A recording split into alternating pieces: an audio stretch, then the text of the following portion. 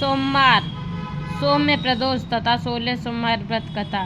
सोमवार का व्रत चैत्र, वैशाख, श्रावण, मार्गशीर्ष, कार्तिक मास में आरंभ किया जाता है। साधारणतः श्रावण मास में सोमवार व्रत का अधिक प्रचलन है, अतः इस मास से सोमवार व्रत आरंभ करना चाहिए। व्रत रखने वाले स्त्री पुरुष को चाहिए कि सोमवार को प्रातःकाले तिल का तेल लगाकर स्नान करें, विधि पूर्वक शिव जी का पूजन करें। मम सेम स्तर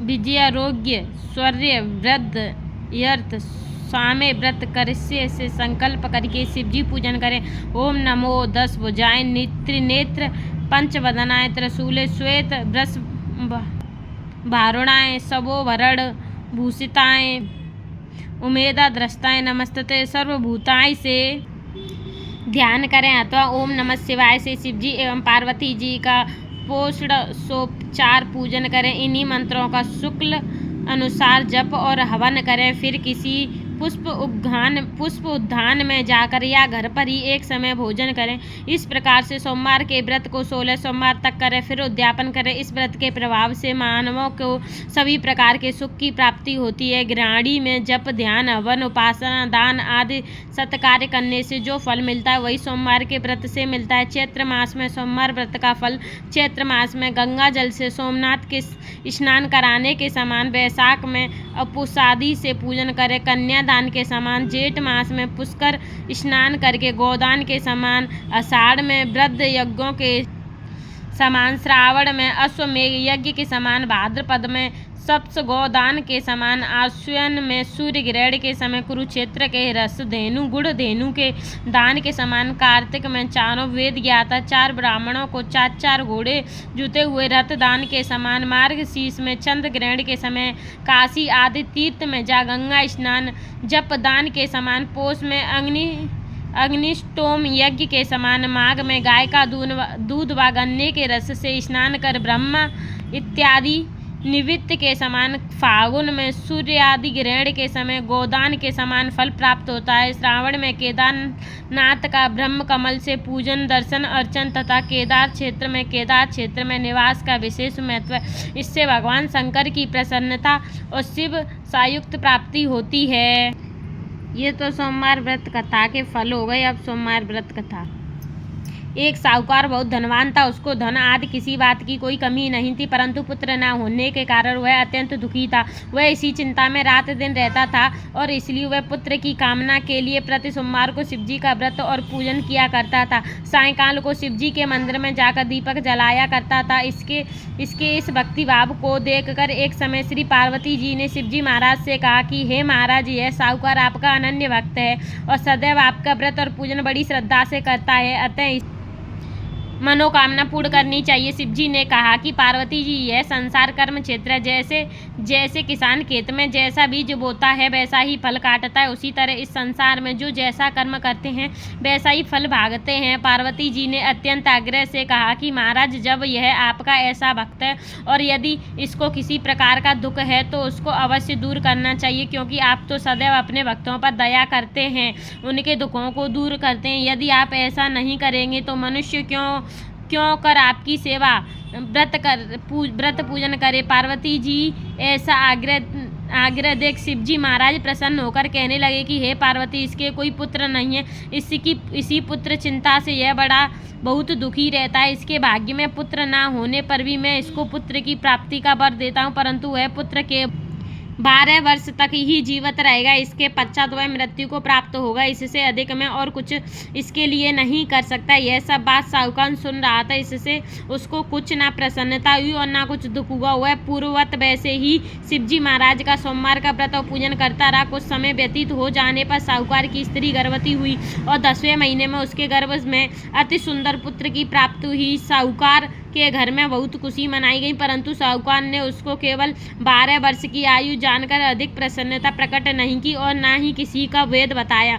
जब वह 9 वर्ष का हो गया तो उस बालक की माता ने उसके पिता से उसके विवाह आदि के लिए कहा, परंतु वह साहूकार कहने लगा, मैं अभी इसकी विवाह नहीं करूँगा और काशी जी के लिए भेजूंगा। फिर उस साहूकार ने अपने साले अर्थात बालक के मामा को बुलाया, उसको बहुत सा धन देकर कहा, तुम इस बालक को काशी जी पढ़ने के लिए ले जाओ और रास्ते में जिस जगह भी जाओ वहाँ यज्ञ करते, दान देते तथा ब्राह्मणों को भोजन कराते जाओ। इस प्रकार वह दोनों मामा भांजे सब जगह यज्ञ करते और ब्राह्मणों को भोजन कराते जा रहे थे। रास्ता में उनको एक शहर पड़ा। उस शहर के राजा की कन्या का विवाह था और दूसरे राजा का लड़का जो विवाह के लिए बारात लेकर आया था वह एक आंख से काना था। लड़के के पिता को इस बात की बड़ी चिंता थी कि कहीं वर को देख कन्या के माता पिता विवाह में किसी प्रकार की अड़चन पैदा ना कर दे। इस कारण जब उसने अति सुंदर सेठ के लड़के को देखा तो मन में विचार किया कि क्यों ना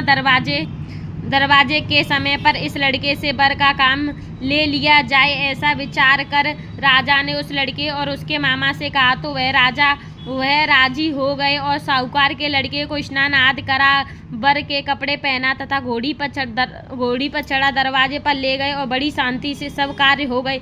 अब वर के पिता ने सोचा कि यदि विवाह कार्य भी इसी लड़के से करा दिया जाए तो क्या बुराई है। ऐसा विचार करके उसके मामा ने कहा, यदि आप फेरों और कन्यादान का काम भी करा दें तो आपकी बड़ी कृपा होगी और हम इसके बदले में आपको बहुत सा धन देंगे। उन्होंने स्वीकार कर लिया और विवाह कार्य बहुत अच्छी तरह से हो गया। परंतु जिस समय लड़का जाने लगा तो उसने राजकुमारी की चुन्नी के पल्ले पर लिख दिया कि तेरा विवाह तो मेरे साथ हुआ है, परंतु जिस राजकुमार के साथ तुमको भेजेंगे वह एक आंख से काना है और मैं तो काशी जी पढ़ने जा रहा हूँ। उस राजकुमारी ने जब अपनी चुनरी पर ऐसा लिखा हुआ पाया तो उसने राजकुमार के साथ जाने से इनकार कर दिया और कहा कि यह मेरा पति नहीं है, मेरा विवाह इसके साथ नहीं हुआ है, वह तो काशी जी पढ़ने गया है। कुमारी की माता पिता ने अपनी कन्या को विदा नहीं किया और बारात वापस चली आई। उधर सेठ का लड़का और उसका मामा काशी जी पहुँच गए।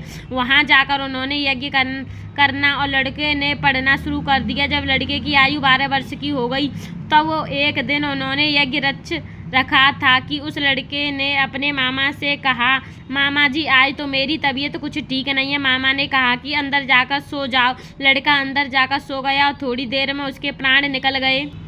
जब उसके मामा ने आकर देखा कि वह तो मुर्दा पड़ा है तो उसको बड़ा दुख हुआ और उसने सोचा कि मैं अभी रोना पीटना मचा दूंगा तो यज्ञ का कार्य अधूरा रह जाएगा। अतः उसने जल्दी से यज्ञ का कार्य समाप्त कर ब्राह्मण के घर जाने के पश्चात रोना पीटना आरंभ कर दिया। संयोगवश उस समय शिवजी महाराज और पार्वती जी उधर से जा रहे थे। तब उन्होंने जोर जोर से रोना पीटना की आवाज़ सुनी तो पार्वती जी शिवजी से आग्रह करके उसके पास ले गई और सुंदर लड़के को मरा हुआ देखकर कहने लगी, महाराज यह तो उसी सेठ का लड़का है जो आपके वरदान से पैदा हुआ था। शिवजी ने कहा कि पार्वती इसकी आयु इतनी थी से भोग चुका। पार्वती जी ने कहा कि महाराज कृपा करके इस बालक को और आयु दे दो, नहीं तो इसके माता पिता तड़प कर मर जाएंगे। पार्वती जी के इस प्रकार बार बार आग्रह करने पर शिवजी ने उसको वरदान दिया और शिवजी महाराज की कृपा से लड़का जीवित हो गया। शिव पार्वती जी कैलाश चले गए तब वह लड़का और उसका मामा उसी प्रकार यज्ञ कराते हुए अपने घर की तरफ चल पड़े और रास्ते में उसी शहर में आए जहाँ पर लड़के का विवाह हुआ था। वहाँ पर आकर जब उन्होंने यज्ञ आरंभ कर दिया तो उस लड़के के ससुर ने उसको पहचान लिया और महल में लाकर उसकी बड़ी खातिरदारी की, साथ ही बहुत सारा धन और दासियों सहित बड़े आदर और सत्कार के साथ अपनी लड़की और जमाई को विदा किया। जब वह अपने शहर के निकट आए तो उसके मामा ने कहा कि पहले मैं तुम्हारे घर जाकर खबर करता हूँ। उस समय उसके माता पिता अपने घर की छत पर बैठे हुए थे और उन्होंने यह प्रण कर रखा था कि यदि हमारा पुत्र सकुशल घर आया तो राजी खुशी नीचे आ जाएंगे, नहीं तो छत से गिरकर अपने प्राण दे देंगे। इतने में उस लड़के के मामा ने आकर यह सारा समाचार दिया कि आपका पुत्र आ गया है, परंतु उनके विश्वास न आया। तब उसके मामा ने शपथ पूर्वक कहा कि आपका पुत्र अपनी स्त्री तथा बहुत सारा धन लेकर आया है। तो उस सेठ ने बड़े आनंद के साथ उनका स्वागत किया और बड़ी प्रसन्नता के साथ रहने लगे। इसी प्रकार जो कोई भी सोमवार का व्रत धारण करता है अथवा इस कथा को पढ़ता है और सुनाता है उसके दुख दूर होकर समस्त मनोकामनाओं को पूर्ण होती हैं। इससे लोक में नाना प्रकार के सुख भोगकर अंत में सदाशिव के लोक की प्राप्ति हुआ करती है। बोलो शिवजी महाराज की जय, गौरा मैया की जय, गणेश जी की जय।